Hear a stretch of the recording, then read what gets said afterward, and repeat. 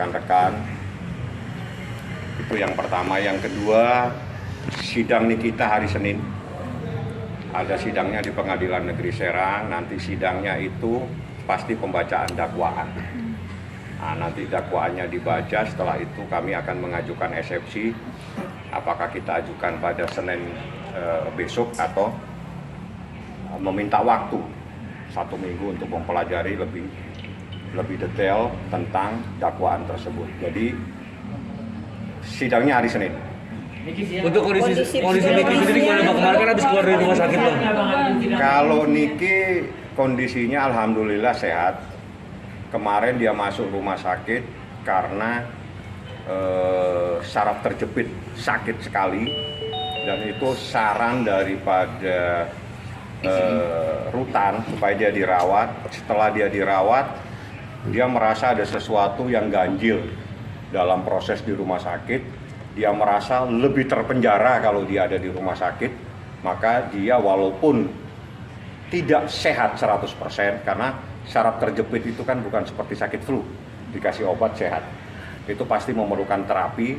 Dia meminta supaya lebih baik dia balik lagi ke rutan, mungkin lebih tenang kalau ada di sana. Seperti itu. Keadaannya sehat, tidak ada masalah. Dia berkomunikasi juga bisa, tapi melalui alat komunikasinya petugas biasanya.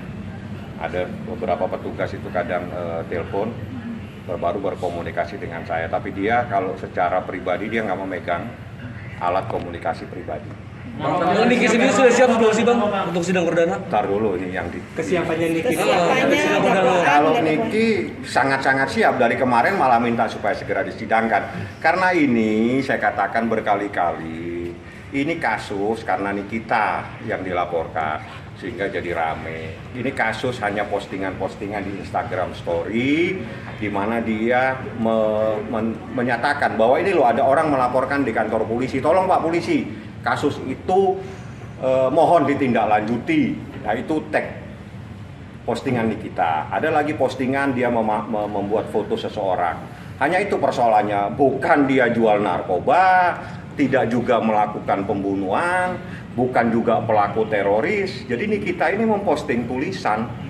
Dia minta Pak polisi, ada orang lapor tuh, security atau siapa di polsek atau di mana, tolong Pak proses lebih lanjut. Dan ternyata benar, laporan itu bukan bohong. Apa yang diposting Niki itu benar, ada kejadian, sehingga orang itu lapor. Jadi tidak ada yang fitnah. Fitnah itu sesuatu yang tidak pernah terjadi. Ini saya luruskan. Yang kedua, yang paling luar biasa dari kasus ini, kaget. Mungkin Anda sudah melihat postingan dari beberapa rekan, saudara-saudaranya Niki, tentang kerugian yang muncul di dalam kasus ini.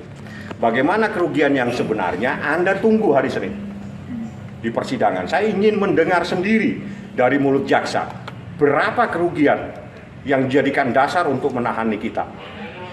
Itu saja. Apakah 200 miliar, 1 triliun, berapa kita nggak tahu. Saya mau dengar sendiri kerugian itu disampaikan oleh jaksa pada persidangan hari Senin. Baru saya bisa menanggapi. Bang, sidang offline atau online Bang? Kenapa? Sidang offline atau online Bang? Saya minta supaya sidangnya offline. Karena menurut KUHP, sidang itu harus berhadapan dengan hakimnya. Kecuali dalam posisi kita COVID yang 2-3 tahun yang lalu, yaitu memang situasinya darurat. Tapi dalam situasi normal seperti ini, sidang itu harus dihadirkan di persidangan. Sidang teroris saja di Jakarta Timur itu dihadirkan terdakwanya. Sangat aneh kalau sidangnya Nikita itu tidak dihadirkan di persidangan. Karena itu adalah aturan di KUHP bahwa terdakwa harus hadir. Kenapa, Dik? Keputusan pengadilan seperti apa sudah keluar? Belum tahu. Belum tahu. Karena itu nanti saya sampaikan di persidangan hari Senin. Pasti apa dasarnya offline atau tidak, nanti kita lihat. Yang jelas menurut KUHP, terdakwa harus hadir di persidangan, dihadirkan. Bang, secara psikologis bagaimana Bang? Sangat siap. Wong ini begini, Niki itu mungkin akan goyah kalau memang ini masalah narkotika. Mungkin dia akan bermasalah atau persoalan teroris. Ya, tapi ini persoalan postingan-postingan di Instagram.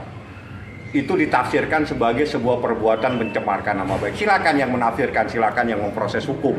Tapi kan putusan nanti akhirnya ada di pengadilan. Bang Niki siap nggak dong Bang Dito kalau misalkan di pengadilan nanti? Jadi kan Mau pelaku juga- tidak mau wajib hadir, pasti akan bertemu. Jadi tidak perlu dibilang akan dipertemukan, diwajibkan hadir.